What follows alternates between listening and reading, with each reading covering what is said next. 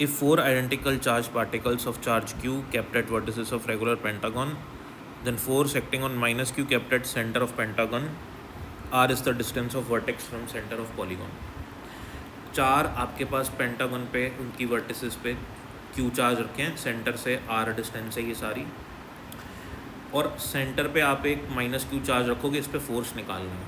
तो फोर्स होता है चार्ज, नेगेटिव साइन नहीं पुट कर रहा मैं क्योंकि नेगेटिव साइन डायरेक्शन बताएगा.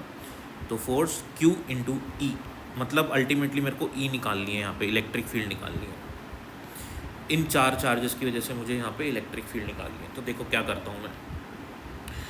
अगर मैं यहाँ पे एक पांचवा चार्ज भी रख दूँ सेम q, ठीक है, तो इस चार्ज की वजह से इलेक्ट्रिक फील्ड होगी इधर, इसकी वजह से होगी इधर, ई होगी सेम होगी KQ/R². सबकी इलेक्ट्रिक फील्ड के मैग्नीट्यूड सेम होंगे क्योंकि डिस्टेंस सेम है, चार्ज सेम है. इसकी वजह से होगी इधर, इसकी वजह से होगी इधर, और उसकी वजह से होगी इधर.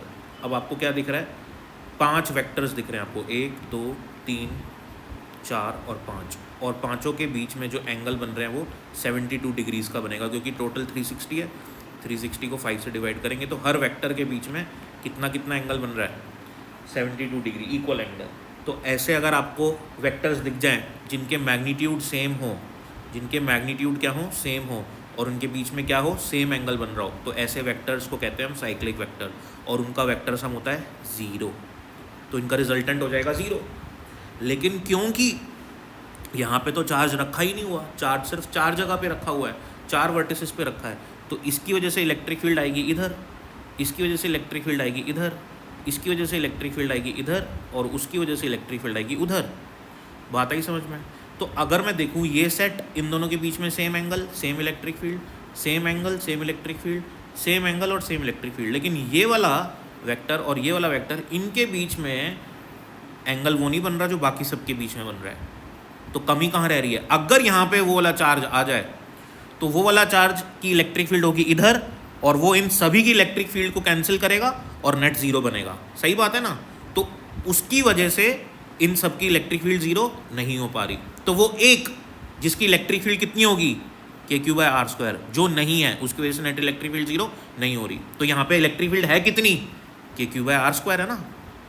अरे भाई KQ/R² ही तो हुई यहाँ पे इलेक्ट्रिक फील्ड, क्योंकि वही KQ/R² अगर आ जाए तो इन सबको कैंसिल कर देगी भाई, सबका मिलके वेक्टर सम 0 हो जाएगा. आई बात समझ में. तो इसका मतलब इन चारों की वजह से जो सेंटर पे इलेक्ट्रिक फील्ड है वो है KQ/R², उसका मैग्नीट्यूड है KQ/R². ये बात समझ में आनी चाहिए. तो इसलिए नेट इलेक्ट्रिक फील्ड इन चारों की वजह से है KQ/R². सेंटर पे चार्ज रखा हुआ है -Q, अपन को सिर्फ मैग्नीट्यूड की बात करनी है. तो फोर्स होता है चार्ज मल्टीप्लाई बाय जिस इलेक्ट्रिक फील्ड में वो चार्ज रखा है, तो KQ/R² इलेक्ट्रिक फील्ड है वहाँ पे. तो आंसर हो जाएगा अपना KQ²/R². Thank you.